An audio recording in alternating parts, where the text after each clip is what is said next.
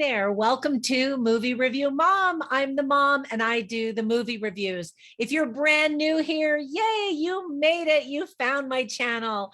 And if you are a returning subscriber, thank you so much for your support. I truly appreciate it. Anytime you like a video or even comment down below, it spreads magical YouTube dust all over my channel to help other people find my channel. So thank you.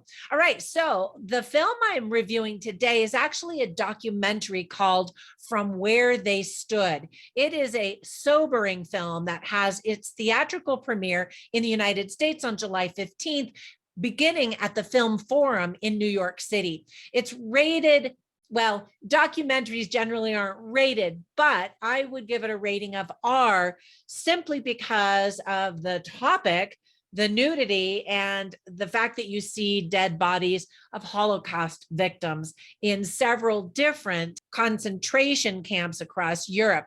But I will tell you more about that and give you tips for parents here in just a minute. The film is an hour and 55 minutes, and the movie review mom grade I'm giving it is an A-. So in a nutshell, it's not widely known that a handful of prisoners in the Nazi death camps managed somehow to take clandestine photographs of the horrific atrocities that were being hidden from the world.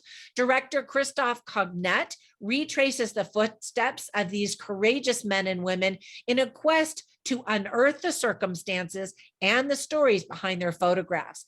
As the French documentarian walks through the soggy grounds of a concentration camp, small white shards poke through the earth. They're bone fragments of the dead that rise to the surface every time that it rains. Similarly, this film reveals hidden remnants of those horrors. At the risk of death, a handful of prisoners secretly photographed the workings of the camps, and in one case, buried the footage with the intention of recovering it after the war, which he miraculously did. The filmmaker and camp historian studied these messages from beyond and with meticulous rigor reconstruct the time and place at which they were originally created and the events they record.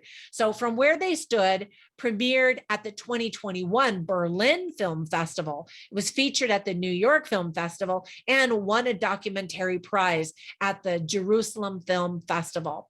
I've never seen a documentary quite like this one. It's a testament to the courage of prisoners who wanted to document the truth so that we could learn from history and never repeat it. So here's the list of things that I liked as well as things that I didn't like. First of all, the things that I liked. The director does a really great job of layering photographs over what we see today at various concentration camps. It's a really fascinating overlay. You feel like you're looking over the shoulders the entire time of researchers as they study old photos and walk around the grounds of these concentration camps to match the locations. The first part of the film features photos that were taken in Dachau, Germany, a concentration camp I actually visited when I was in college during a study abroad trip that I took with my university. It was a grim experience that had a tremendous impact on me. I'll never forget what I saw, or more importantly, felt when I was there. Now, you don't hear sound for the first 4 minutes of this film. In fact, much of the film is silent while you look at photographs. At first, I was surprised that there wasn't some kind of musical score, but then I realized it really was similar to my own experience visiting a concentration camp. So while all of us college students were walking through the camp, no one spoke a word. There were no words that could ever sufficiently describe how we were feeling, nor what we were seeing. Silence is powerful, and because of that, it works in this documentary. At the beginning of the documentary, we hear the rain and we watch it flood onto the earth where we see these bone fragments of Holocaust victims that were cremated and buried in shallow trenches. And so when it rains, these bones float up to the top of the surface.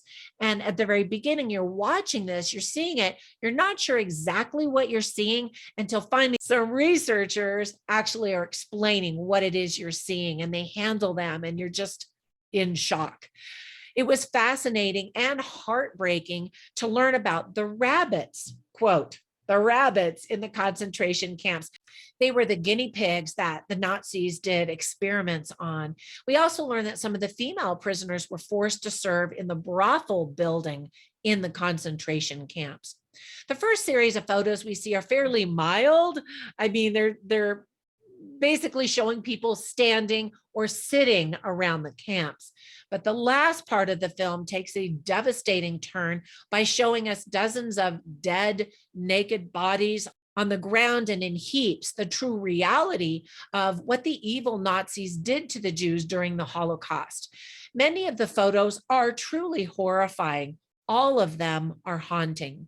Now, as powerful as all of that sounds, there were some things that I didn't like or thought could have been done better. For example, the film is extremely straightforward with no musical score or narration. I mentioned that earlier. It would have been nice to hear a narrator give us some history of the various concentration camps where we visit, where we see the researchers walking around and examining photos. Instead, we see title cards that we read that give us very short explanations of where we are and what we're seeing. And then we hear just the voices and we see the faces of these researchers talking amongst themselves. The man that handles some very delicate photos, the negatives, wears only one glove to protect them. And then he touches them with his other hand that's not in a glove. And I was like, why not wear two gloves? There's a lot of walking around and looking at photographs. So some viewers might actually be bored, especially the first maybe 3/4 of the movie. And then you're just mesmerized as you're seeing these horrific pictures, the last part of the movie. One thing that caught my attention was how beautiful the natural settings were around the concentration camps. I always imagined the camps to be gray and horrifying and just miserable. The prisoners must have found some moments of peace and hope by looking at the colorful fall leaves, smelling the spring blossoms, and listening to the sweet birds sing. Now, you see all of that and you think, oh, they were just camping. It wasn't so bad. But of course, the reality is that there was a lot of death and suffering during the majority of the year. Sometimes it's hard to see the photos, what the experts are actually seeing and talking about. They'll point something out and it's a little bit blurry, and so it's hard to tell. And then there is a lot of shaky cam, especially at the very beginning of the film. After that, the camera looks a lot more steady and is not as annoying. Let me give you some tips for parents. First of all, at the beginning, kids are going to be very bored, and so will some adults. However, then as we get towards the end, you see full frontal female nudity as the women undress to walk to the gas chamber. Of course, they were thinking that they were going to the showers. And then you see piles of dead bodies, as I mentioned before. German and French are spoken, and sometimes we see subtitles written on the screen, but it's not always word for word. Sometimes it's just a very quick summary of that kind of thing. Now, the themes of this documentary are, of course, World War II, Nazi concentration camps, Holocaust victims, courage, the power of photography, truth, and what evil looks like. So I always write down funny lines and interesting lines to share with you so you can kind of get a feel for the movie. I did not write down any funny lines. The subject of this documentary is very serious, the Holocaust, and truly heartbreaking. But I will share an interesting line with you. It's spoken by one of the researchers who says, if we could, he's looking at the photographs and he says, if we could recognize someone, if we could identify one of these women, this picture would be impossible to look at. And you see that time and time again with these photos. All right, so with that very sobering review, let me give you a recommendation for another film that is very powerful, also a documentary, and it's called To What Remains. I was so touched by this movie that I donated money to the cause. There's an organization, volunteers, and they actually try to track down the remains of humans and even the aircraft that these pilots were in during World War II that crashed into the ocean, and they go to the depths of the sea to try to find whatever remains and then connect it to the human pilot pilot that served there, and then bring those remains and a special dedicatory book that's created specifically for the families who oftentimes don't have the rest of the story. They just believe that their loved one is missing in action. Of course, that many years later, they suspect that their loved one has passed away. But this organization now has some closure for these families. And it is just an act of love and service. And again, I was so touched that I donated to the organization. So definitely check that one out.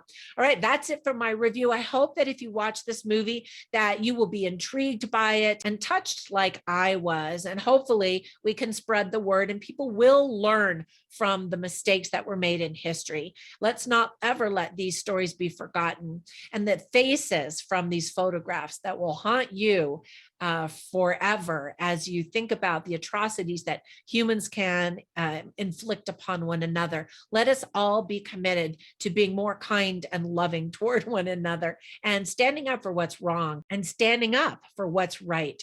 All right, have a fantastic day. I'll catch you in the next one. Bye for now.